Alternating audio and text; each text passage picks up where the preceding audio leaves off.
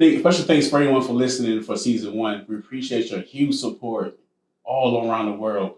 Now, today I'm here with my friends, my brothers. I grew up with all these guys.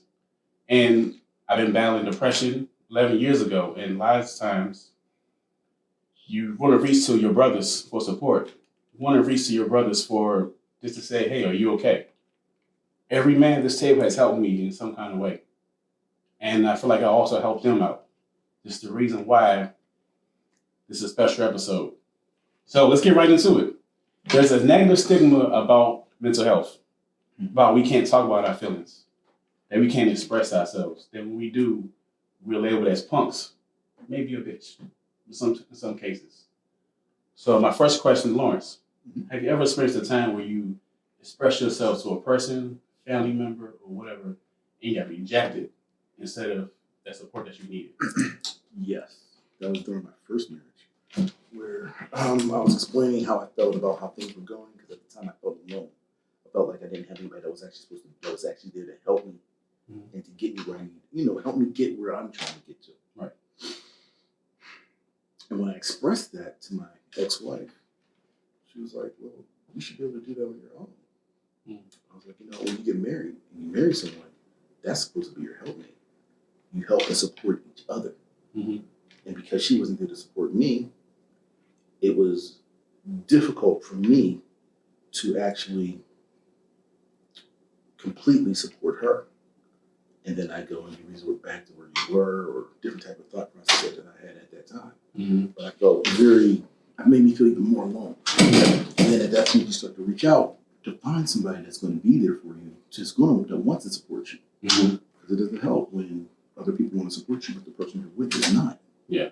And at the time I didn't have the brothers or the brotherhood anywhere to actually discuss the things that were happening in my home without having to worry about somebody trying to run up on my wife, or somebody can I talk, or they're gonna look at me crazy. Yeah. I figured a way to, at that time I probably didn't handle it the best way because I was a lot younger then. Now I'm a lot older. I got you guys, I got MC Club, I got a couple things going on. I feel that my successes in life with relationships, building relationships, because I didn't build a lot of male relationships coming up because of various things, it helps, but you have to do that. Yeah. You know what I mean? It's a must. Yeah. Because men are iron.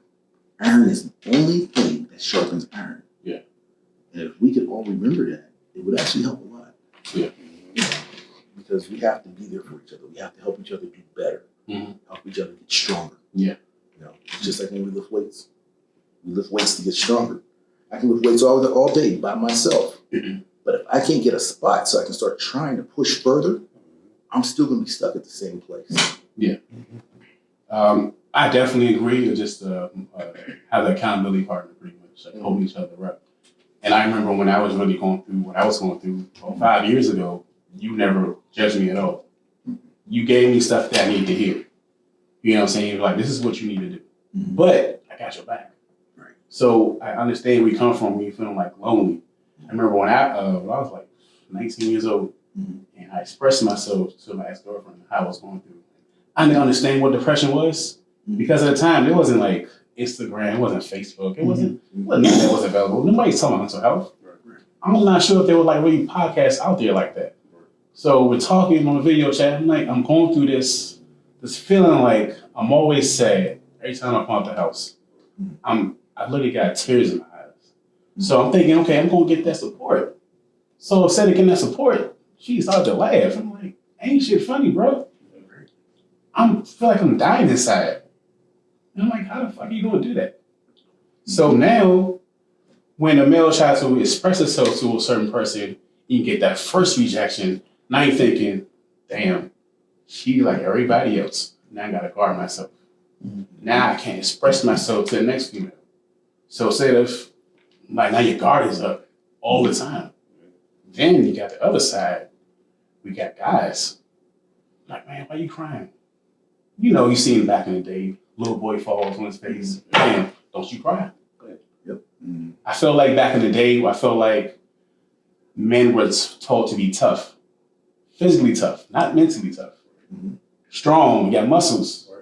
What about the mental? Anybody else feel like you want to chime in on this Yes. first question? I just chime in on what you just said. Sure. Just that last part because Mm-hmm. yeah, a lot of us are told to be don't cry. That's always the thing. Don't cry. You're a man. Do not cry. Mm-hmm. But you have to let that out. Yeah. You know what I mean? And even with me raising my son, there was a time where he fell because you said talk about that. Yeah. He fell. And I like to watch where he's going to develop from there. That moment that he fell, he was walking, he was only like maybe 8 months old. Okay. Walking along the couch. And I had hardwood floors. He slipped and he started to fall forward and turned and he fell backwards and knocked his head hard. My wife was about to jump up. I grabbed her knee because I wanted to see how my son was going to react. When he sat up, he rubbed his head, stood back up, and started walking again. Mm-hmm. Same, different child, same scenario, similar scenario. Yeah. But we'll say a lot older. Mm-hmm. Certain behaviors are taught. Okay. And then certain other behaviors are not. But as far as that mental toughness, it really is something that can't necessarily be taught. Mm-hmm. But you shouldn't force it. Yeah. Because everybody has a way of expressing themselves. You know, so you have to, that's just with children, but with us as men now, we're taught and pushed to hold it in. Mm-hmm. We have to now learn to express ourselves. Yeah. And then we have to learn the proper way to express ourselves without being too intimidating or being too soft or being this. It's really just finding your outlet. Yeah. I definitely agree. This goes to my next segment pretty much. I remember like being in my early teens, my early 20s, being like this angry black man. Mm-hmm. Like this goes back into the first statement as far as not feeling like someone you can trust. So now you're thinking the whole world's against you. As a black man in America, you already got stripes against you already. Mm-hmm. So you see that other black man walking across you, you think he's mean monkey. You know, that dude got the world on his shoulders. That dude's probably depressed, probably angry, probably lost a job. My next question goes to you, Kayon. With having a lot of emotions and having a lot of anger, what's a positive way to get your point across when you're going through that emotion? Well, in some aspect, I think it's about adjusting. Yeah. It's about how you approach things. With respect, Mm-hmm. you know, definitely when you're talking to, you know, another human being, as men, we kind of take words into a different perspective. You know, if I'm greeting you a certain way, you know, sometimes you might either give it back or you might adjust to it and come back in your own way. Good point. Adjusting to anger, I think once you set yourself free from a lot of things, you know, as far as like us men being stern, you know, and stuff like that, you know, you got to let that stuff go. You know, it's okay to cry. If you're the type of person that you sit back and you be like, you know what, let me go ahead and ball this anger up and just be mad at this person all day, that's a waste of character. You know, that's a waste of emotion. Mm-hmm. You see what I'm saying? Anger takes a lot out of you. You know, that changes a person. Yeah. You know, you can't adjust your anger in certain things that you're doing in life.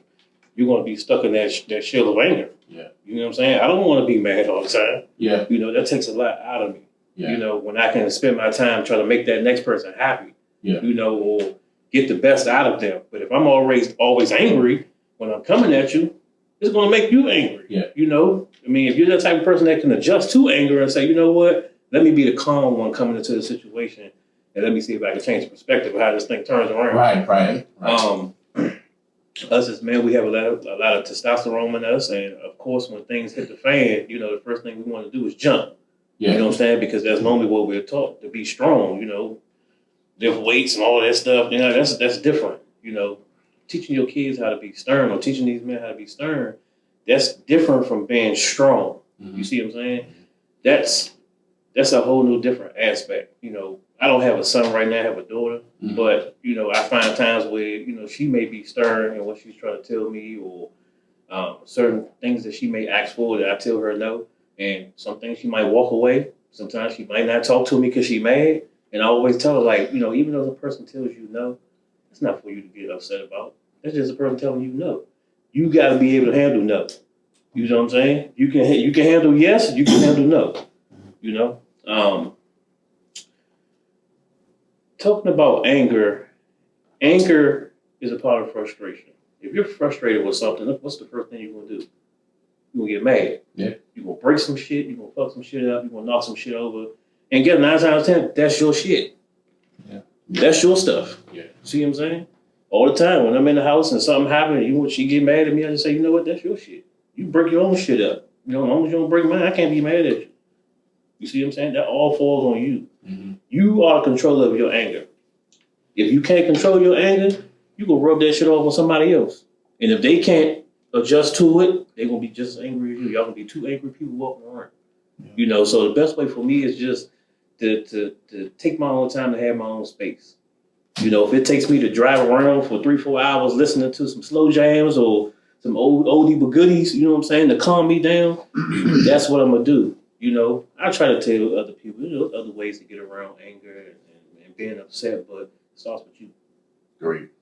It definitely starts with you. That's something that, again, early 20s, you know what I'm saying? Even in my early 30s, I had to learn how to adjust my anger.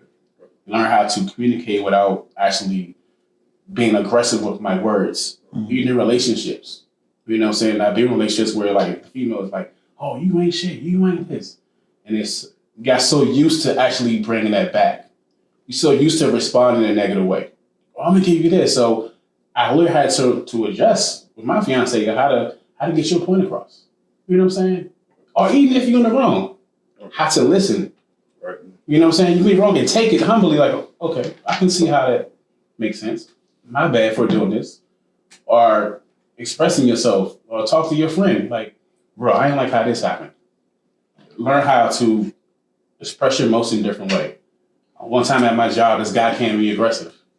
I'm like, damn, if that was me in my 20s, I would have said this to him and this to him. I probably would have hurt the dude. One moment of anger can really fuck up your whole career. Yeah. You go home to like, what happened? I lost my job because I punched him in the face. I'm like, really? Is it really worth it? You know what I'm saying? So I definitely agree with what you're saying. Just how to learn to adjust what you're saying. Learn to adjust your anger. Learn to adjust your emotions. A lot of times people will be so angry, so bitter, and they're miserable, so they want to bring that on you, on to the next person. They ain't fair to you. People out here battling. People out here struggling. So that goes to my next segment. I'm going to you, Craig, about what advice do you give a man who's actually just struggling right now, and he feel like every day he gets up in the morning, he feel like it's worthless. Like he just doesn't see any light. It's just everything is just super negative. What advice would you give to that man? The first thing I would have to say about that is understanding that you're going to have your naysayers. There's no good without bad. There's no light without shade and some things of that nature. So you're going to have people that are going to be in your path where they're going to attempt to stop you. They're going to tell you, like Ross was saying earlier, you should be able to handle it on your own, or you're not going to know how to, express those emotions. You have to stop first and look at everything in your view. Yeah. You have to try to address it as soon as possible, the best way that you can. There's going to be obstacles. You have to understand that. But the sooner that you address it, the more you can do to change that. Yeah. It's like a ripple effect. The reason why I say the sooner that you say it, because there are men out here who are having mental health problems and they have kids. And this is only going to cause a ripple effect. There are things that you can't fix within yourself. Your kids see these things. It plays a part in how they grow. Fix it within yourself so that you can change this effect. Letting them know that it's okay to cry, to express yourself, giving them a platform to speak. So that way they feel comfortable opening up and being able to, let those emotions go so they don't become bottled up and become something else worse or a terrible monster. I focus on it heavily with my kids, like Ross was saying earlier with the child falling and hurting himself. Yeah. I tell my kids all the time. Yeah. Constantly. It's perfectly fine to cry. It's nothing wrong with it. Just because you're a boy, don't let anyone tell you, because you cry, you're soft or weak. Because that's not what defines what's strong or what weak is.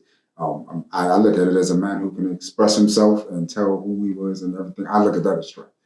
You cannot be able to lift a weight at all, but you can be the strongest person, will and have the strongest resolve. So try to address it as soon as possible, any way you can. Don't stop. Don't let anybody, if they're in your way telling you, deal with it yourself or you shouldn't be doing it, remove those people. You don't need that in your life. You want people who are going to help you progress and push you forward. So my advice to them is, first things first, remove the people who don't want you to grow. A flower can't grow without sunlight. I like that. Powerful. I like that. That's powerful. And when I was going through my depression, and I don't beat myself up over it, but I feel like I wished I would have reached out to y'all, Yeah. and I wish I would have said something. You know what I'm saying? I didn't know you at the time, but I know damn well you've been there for me. I definitely would. Like I really wish I would have said, "Yo, I'm dying out here." Yeah. And You know what I'm saying? we spoke about that time Yeah, a we few times, did. and I had no idea. It wasn't even in my mind that wouldn't even be a factor. I didn't think that would be something that was going on. So it kind of shook me a little bit because I felt like I wasn't there when you did need it, and I could have been that person sooner. So I always tell you, don't feel any type of way about it. I felt like I should have probably reached out more. Maybe you would have felt more comfortable talking to me if I had did a little bit more on my part. So that's why I try to do more now. Times when we're not speaking, it might be a short period. I reach out and let you know I'm watching you. I pay attention to you, and I'm proud of what you're doing.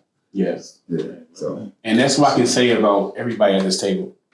And there are certain ways where I was going through something, not making it all about me, just giving the audience a prime example, what it looks like. There's certain situations where we've been there for each other. You know what I'm saying? Like in my 30s, when I was going through death with my aunt, my grandmother, all y'all say, "Hey, bro, you need something?" Instead of being like, "I'm good," I'm like, "I need to take a drive. I need to go to the gym. I need to take a drink." It's just something to say I need. And instead of being so prideful and be like, "I'm good." But you dying inside. You know what I'm saying? Anybody want to chime in on that? I think at the time being, when you go through it, one thing about being a friend is that we let you be you.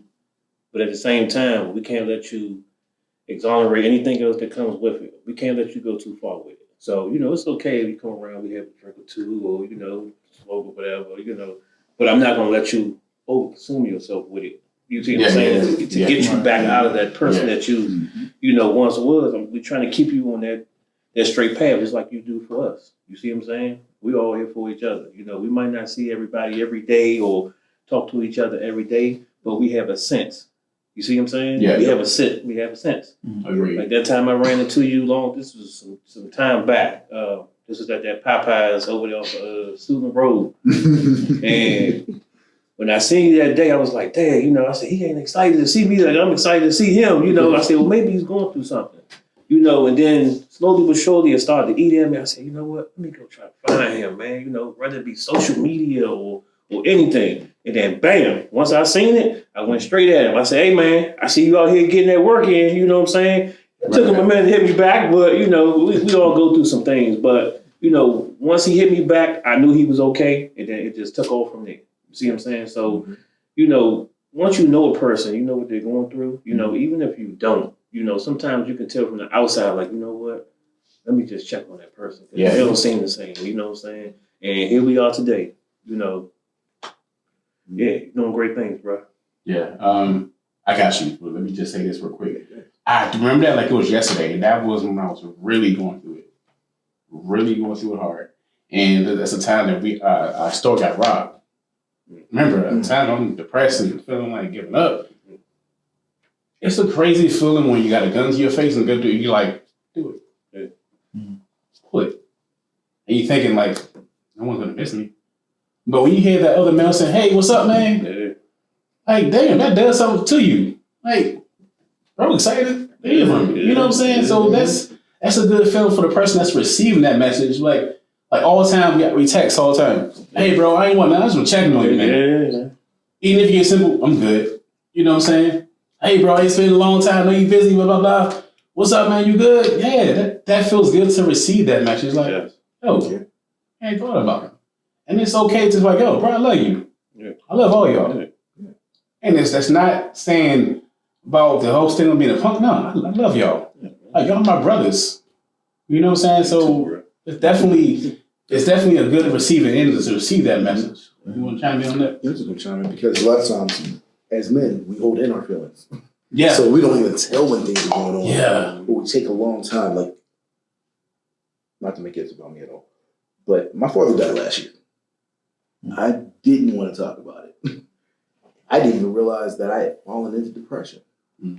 My wife had pointed out to me, like, yo, what's going on? You're not working out. What's going on? Oh, that was how it was. Didn't want to talk about it. And then I went to go see my brother, and he brought it out of me. Because he started talking about it. And I was like, because I knew he was feeling it worse than I was. I didn't feel like I had the right to feel real bad about it because I wasn't there all the time with my dad. But I knew he was, and my sister was, because she died on my sister's birthday. And that was their best friend, basically. Yeah. So for me, it was like, that was my go-to guy. Like, the person that I go to for advice or I bounce things off of because I don't really get advice. So, but as men, we don't want to tell when we're going through something. So it's up to some of us that are closer to be able to point out, you're different right now. What's going on? And that's what you did. Yeah. That's great. So, yeah. It's definitely good to because what I realized is men need love too. mm-hmm. And I remember about 3 years ago, I received a hug from my father for the first time. Mm. You know what I'm saying? Like, I was like, damn. I remember that was yesterday at the speaking engagement. I'm feeling good. You know what I'm saying? Going home, my dad calls me and says, son, I love you. I'm like, hey, what? Yeah. It's like, I realized it to the point where I've been so aggressive, how I approach people, how I respond to certain things, because I got to protect myself. Mm-hmm. I've been so aggressive.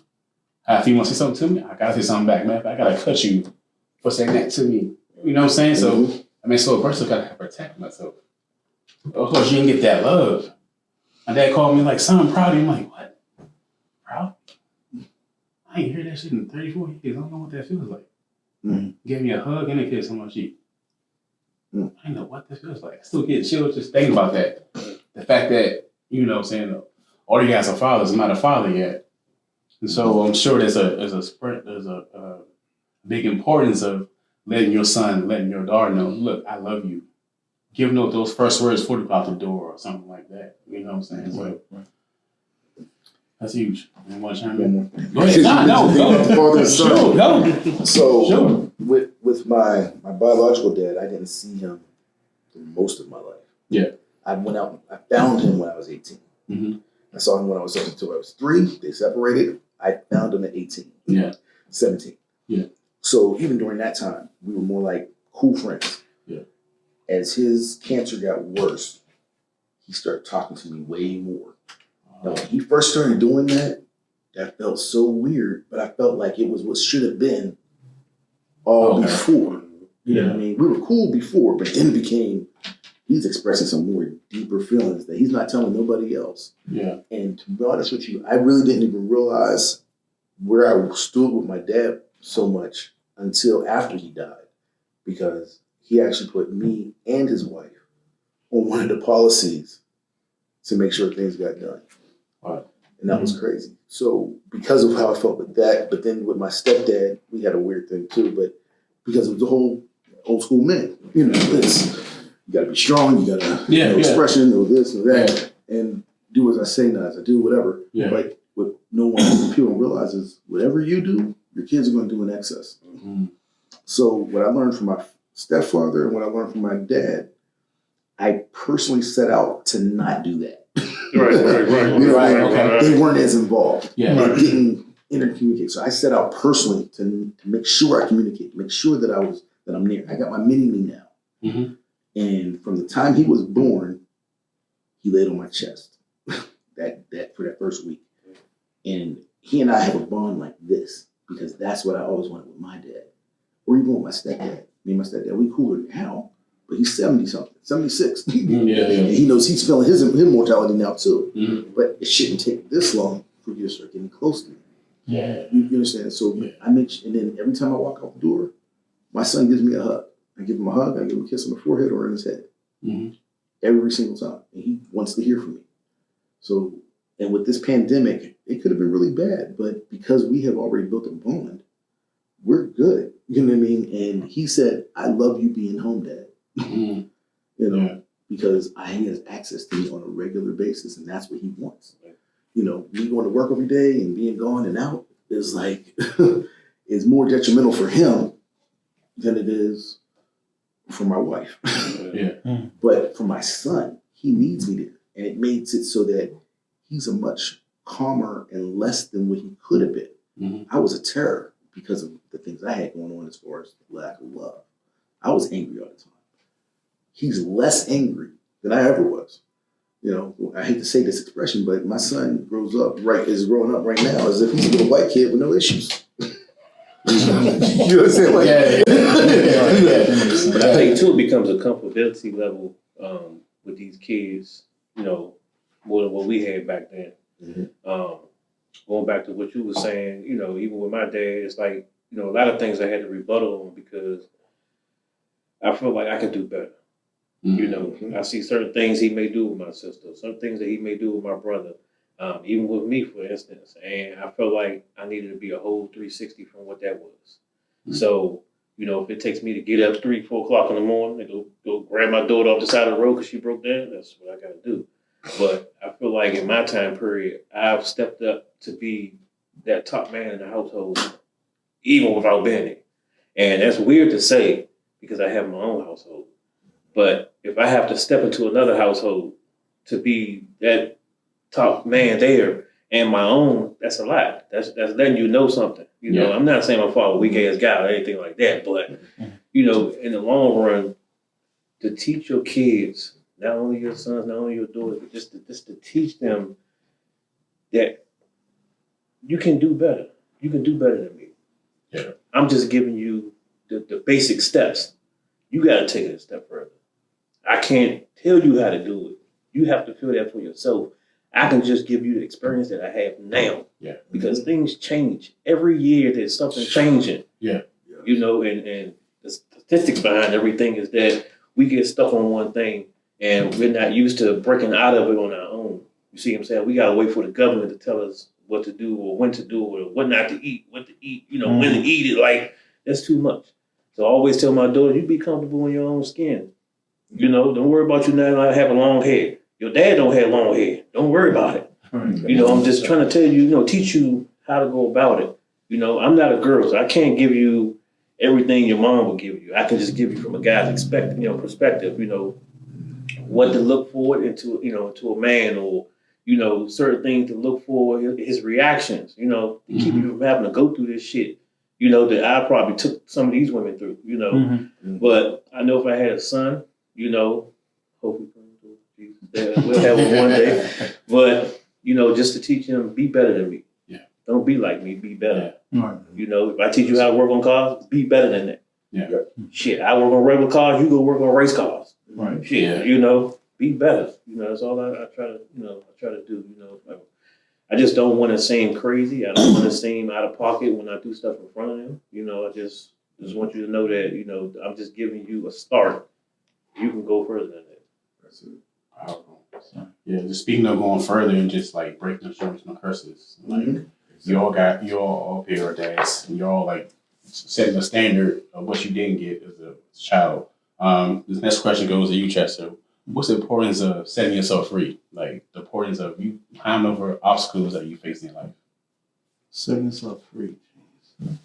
So, social media in the world has set it up to where we have to hide our anger, hide our emotions, keep everything locked in and tight. Yeah. Set this for example.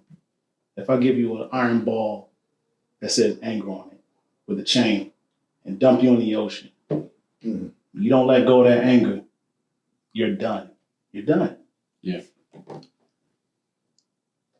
I did 12 years in the military, right? With that being said, you can already see how toxic it gets because it's a majority male, you know, it's majority male, a lot of testosterone. Don't cry. Be quiet. Suck it up. Deal with it. You're a man. Yeah. There is no, and as far as like, oh, well, can I talk to the chaplain about it? The chaplain is in that same situation with the toxic mentality of like, well, you're a man. You shouldn't be crying about it, you know? So last week, I just started doing mental health, like going to mental health.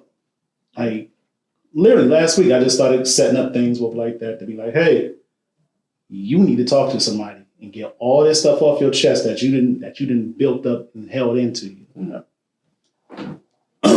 So, yeah, letting go of that anger, freeing yourself. This is me freeing myself. So Yeah. I'm reaching out to, mental health people to free myself of all this anger and built up, how can I say,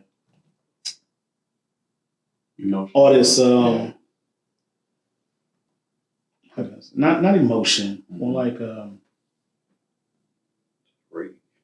being numb to the feeling of these emotions. Like, oh, you ain't got, don't worry about it. You a man, you be able to stop crying. Yeah. I don't want to put that on to my son or whatever. And it's been hard. It's been really hard trying not to put that on my son. Yeah. My son, Asperger's, autistic, smart guy, or like that, but he gets emotional every now and then. Yeah. Growing up,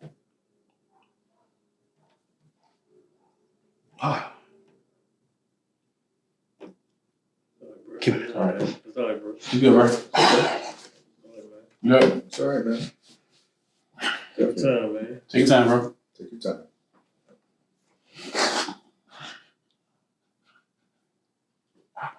I think times like this is when it comes in where you set yourself free. You're amongst the men, bro. That's it. Yeah. And this trust That's me. what we It's here family, for. man. No. That's it. That's what we're here for. Yeah. It's really hard, especially when there's a lot of masculinity in the room. It's sometimes hard to do so. Yeah. It took me some time, like when my brother passed away, where I feel like times where I need to be strong, not cry. And I think it's that feeling where I seen my dad, all these years, roll a tin out his face. And I think that's what got me. Yeah. After that, it kind of relieved some of that pressure. Say, you know what?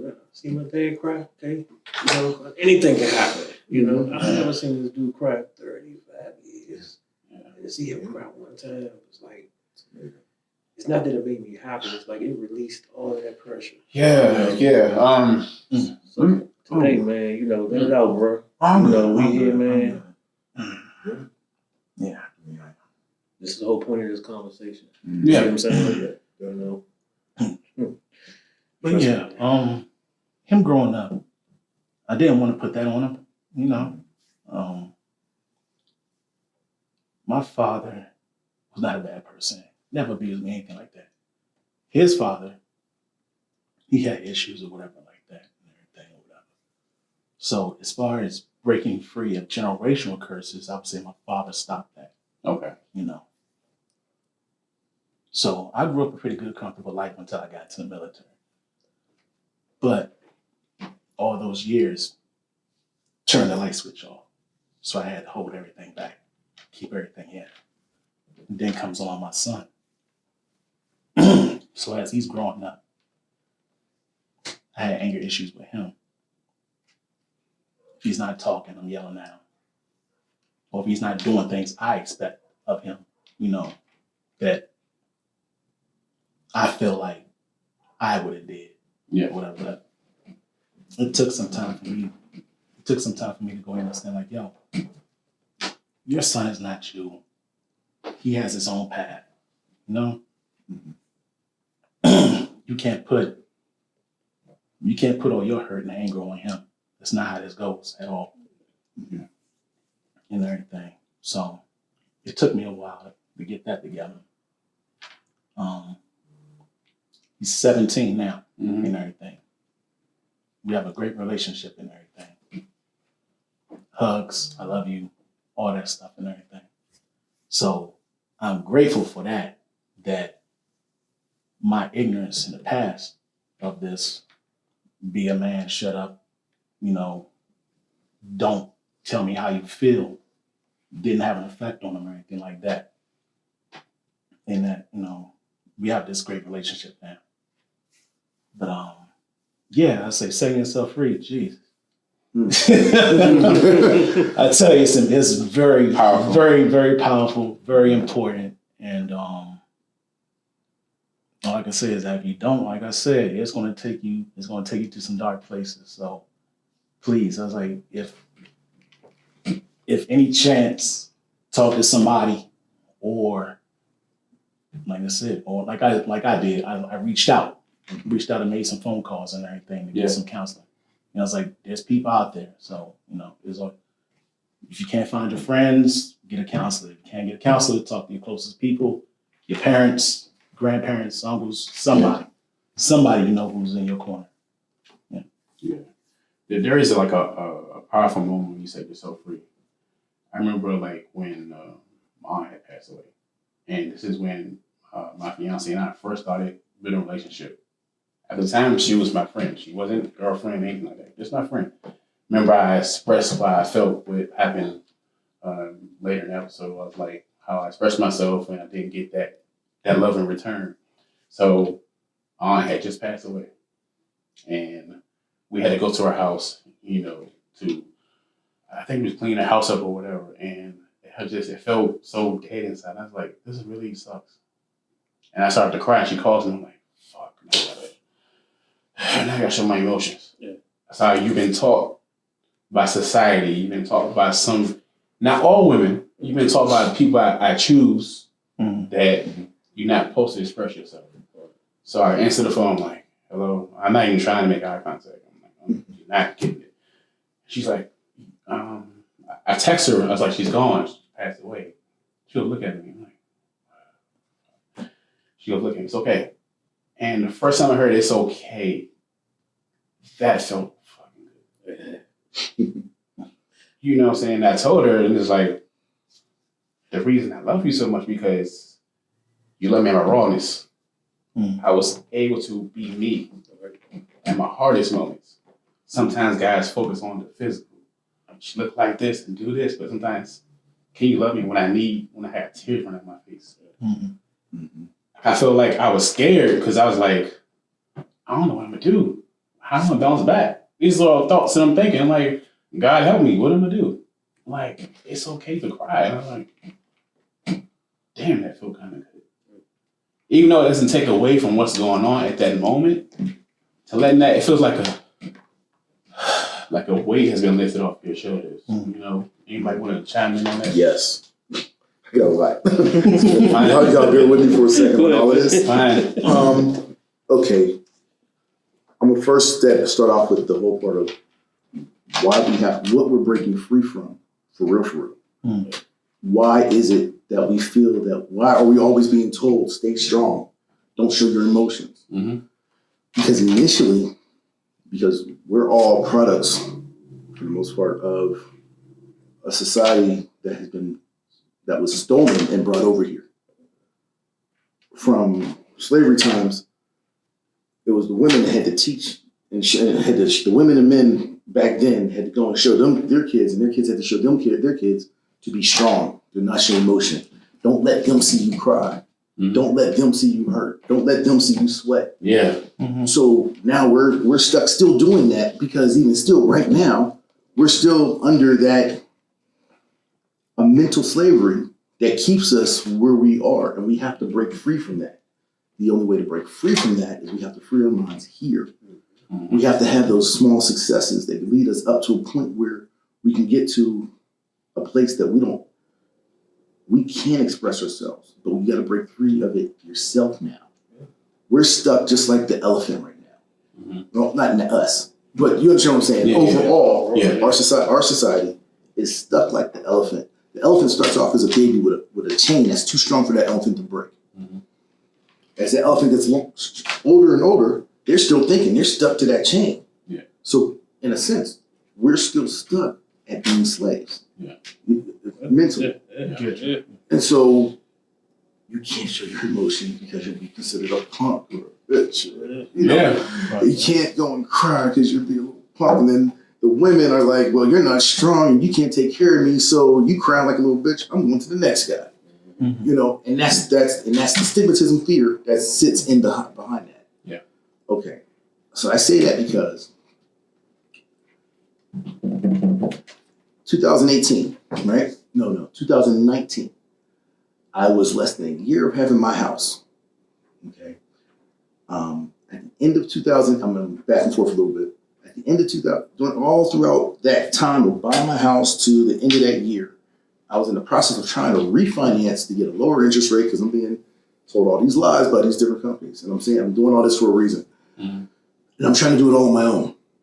Okay, so I'm like, hey, babe, we need to pay this guy money because we're going to get the house refinanced. Put out $10,000, it was a scam. I lost $10,000 on that. That happened in 2019. But 2018, I'm sitting there paying this guy money, pay this person over here, trying to get things taken care of so I can refinance my house. That didn't happen. And this guy leads us on every month. And so I start end up becoming further and further behind each month. And I'm paying my mortgage at the end of the month for that month, every month, because this guy's saying, well, you're not going to have to pay your bill. And that's what's up. So he said, don't worry, this is December. We're going to definitely get it done. November didn't happen. So because of November, I didn't pay my car insurance. And he's still saying we're going to get this done throughout December. We're in December, less than a week before Christmas. My wife goes into a really bad car accident, totals out the car. My insurance wasn't paid. So she was meeting me so that we could go Christmas shopping. I had to take that Christmas money, use that to pay for the insurance that I didn't pay, and start up another insurance policy so that I can go ahead and make sure we were straight with a car, right? Mm-hmm. Now we're going into the beginning of the month. Before we get to the beginning of the month, Trump puts us on furlough for the federal government. So now I'm not getting another paycheck. And the first of the month's coming up, and I just used the money that was going to be partially for toys and things for the kids and part of the mortgage. First part of the mortgage not paid. So they're saying, well, you know what? Why don't you try to do a modification? But I don't have 12 months. I didn't know this part yet. I didn't have 12 months worth of payments in to be able to do a modification. So I put in for a modification. I'm thinking I'm going to be getting back to work soon, so I'll be okay. We still going on. Meanwhile, we're still working on this situation with the car. So everything worked out with the insurance finally. 3 weeks without a car. They go ahead and give us money for the car. We use part of that to pay for a car. The rest of it was so that we can live and make sure we're okay. But we didn't pay the mortgage at this point because we're working on a modification. The mortgage company says when you're in the middle of a modification, waiting for it to be approved, you cannot pay your bill. We will send you your money back. That's exactly what they did. So I made a partial payment, and that was cool and all, but it didn't really matter. So they denied it. Now I am a month and a half behind on my bill. I put in for another modification, and they're saying, you can't pay it. I said, but can I just pay it just right now so I can be okay? No, you cannot. Now we're 2 months behind. The thing is, in Maryland, if you're 2 months behind on your bill, you have to pay 2 months worth of mortgage. My mortgage is over $3,000. I didn't have $6,000 in my pocket to do that because we're paying bills, we're paying all these different little things, and then I'm still trying to refinance the house. Yeah. They're like, no. So now I'm like, all right, what am I going to do? Yeah. And time's going on. If you can't pay the 2 months worth, we're not taking even 1 month now. Yeah. And time's going on. Then they said to me, 6 months later, we get to a point where it's like, all right, if you keep going down this road, we're going to foreclose on your house. I'm getting sick, and it's getting worse and worse. I'm like, all right. I take the family on vacation because we had planned it. Didn't cost much. I had timeshares, $250, whatever. Do the whole thing. We're on there, and they said, all right, as of Monday, your house is going on foreclosure. At that point, I broke. And now I got to tell my wife everything that's been going on because I couldn't fix it myself because I didn't feel there was a way for anybody else to help me. And I cried. And she ain't never seen me cry. But because her reaction was, okay, you didn't tell me. I wish you would have. But let's see what we can do.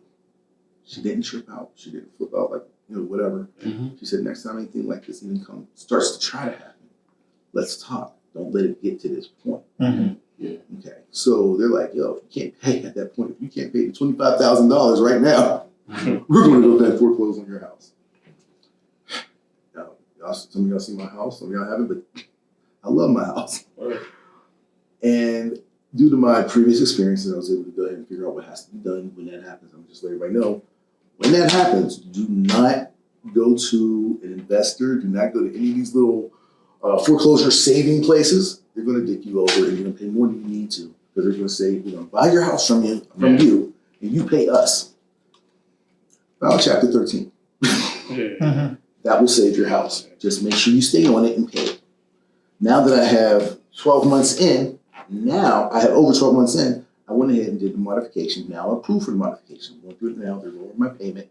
But for right now, until that modification is over, I'm still paying an extra $1,000 for that bankruptcy. Yeah. But we're handling it because she's involved and I have an actual partner. Which is a key to life is we were made to have a partner.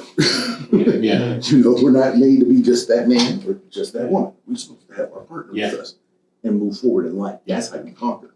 Yeah. But you also have to have somebody that's going to be understanding enough to be there when you're down and lift you up. If you don't have that, there's going to be a problem. In your life, that's where more mental health issues pop up. Now you're stuck in your feelings, and now you're going crazy inside your head because you don't have a way of expressing that out. Okay, and so breaking free also is about us being able to break free and express ourselves. Talking about what's happening, talking about our business. I know sometimes I feel like I give a little TMI, but I've developed that because it's easier to sit there and discuss whatever I got going on than to sit there and just be trying to be quiet, and then you got in your head trying to good to bounce these ideas. You know what I mean? Because I have a lot of different things we'll talk about after the camera's off. But I have the one in my head that just it's just good to bounce off. I like to see where everybody's thoughts are. But we conquered that. You know what I mean? And I would never have thought that I could pay over $4,000 a month and still be able to function, still be able to have my things, and still do all this had I not had my wife right there with me, helping me out and pushing forward. And I let her do that budget, and she handled it. You know what I mean? So it's a great thing. You know what I mean? It's a great thing. You have yours. You have yours.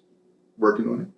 You feel me? But it's just something that we do. It comes in time. You know what I mean? Just the whole thing also is be wise about it. And don't choose unwisely. You know what I mean? You got. Unfortunately, it's not a game, but you put them through a test. Everybody got to get put through a test because you got to see what they can handle, what they can't handle. Are they going to be somebody that's going to be strong for you or not? And if they're not, cut them off. I don't care how good anything is. It doesn't matter. You got to cut them off because there's somebody better. Period.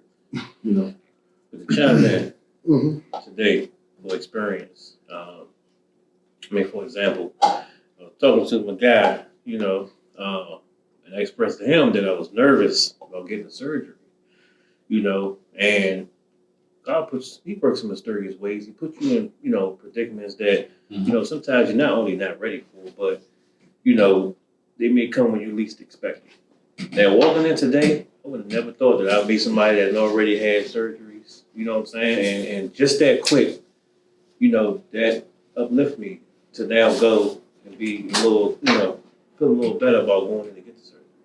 So I say today, that's actually an example of, a person uplifting me. So I want to say thank you, my man. Appreciate it. So, I almost got my feelings, you know what I'm saying? But just in your aspect, you feel stuff like that, you feel it, and once you feel it, you kind of can get a better glimpse, a better understanding of how to deal with things. I think that some of us may sometimes put the good on the forefront of the bad. You know what I'm saying? You want to talk about the good stuff, but you don't want to talk about the bad, and now that, when you bring the bad out, that lets me know that you're expressing yourself. You respect me enough to give your bad side, not only your good. Because now I know, what? I've seen his good, now I see your bad. Now I can adjust to you and handle both sides of you. You see what I'm saying? But, you gentlemen sitting here, man, this is what we do, man. Hopefully we can carry this out more and more. Motivating and speaking on our lives, man, it means so much, because you don't know what a person can, be hiding in plain sight. Sometimes we overlook it because we also have our own problems, and we try to mask it so well that we'll talk about our good versus our bad, and you get distracted. So for me, man, I've been through my bad, I've been through my good. I ask for stuff, from God that sometimes He may take me through a little pain, but I definitely can say it's worth it. Yeah. You see what I'm saying? You know, sometimes you gotta go through that pain, you know, to get through on the other side. So, you know, sure along with you, dog. Definitely. Right. Right. Let me just say, I appreciate all you guys for doing this.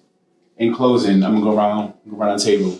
Any words of advice you want to give a guy who's actually going through that emotion right now and feel like giving up? What advice do you give him? Start with you, Chester. If they feel like giving up, I'm just any kind of motivation you give a guy to uplift. shoot, reach out. Yeah. You're not alone. So you have people who care about you out here. Yeah, I mean that's the best advice I can give from my end. Is like, yeah, definitely reach out to somebody. If somebody reach out to you, answer back. You know, I say don't close them out. I say they try to reach out to you, don't close them out. Yeah. My advice would be doing the same thing you just mentioned, but actually expressing your emotions. It could be somebody right beside you who could actually care about how you feel, but they aren't cognizant of that because you're not expressing it the right way. So be real with yourself and let somebody know what you're actually feeling. So at least somebody knows. And like I said before, you're gonna have your naysayers, but keep pushing forward. I just say, man, you know, don't be selfish with your time or your space. You know, we all need the help. We all need each other. You know, it's always better to have two heads versus one. You know. So I just say keep your head up, keep moving forward, adjust to the things you can adjust to, and just keep your eyes open. Along with what everybody else has said, I'm going to say, find something to succeed in. What have you not finished that you could have finished? Finish that. Start with that as one of your successes. Count all the previous successes that you've already had, and then move forward from there to do even better. Because each success is something that can pull you out of being depressed. Powerful. Let me just say this to any man who's watching this podcast, whether it's audio, whether it's whatever it is, and you feeling like life is not worth it, you feel like giving up, you got tears in your eyes, you feel like, you know what, fuck it, I'm gonna take myself out. Let me just tell you this, you worth it. Your life, the world is a better place because you're in it. You're a good person. Not any setback, any breakup, any divorce, any kind of losing a job it's not the reason for you to give up on life. You need to be there for yourself. You need to be for anybody else. You are worth it. Walk with your head up high, king. You are a king no matter what society tells you, no matter what your tax bracket is, no matter what it is. You're a king. Hold your head up high. Together, let's all uplift kings.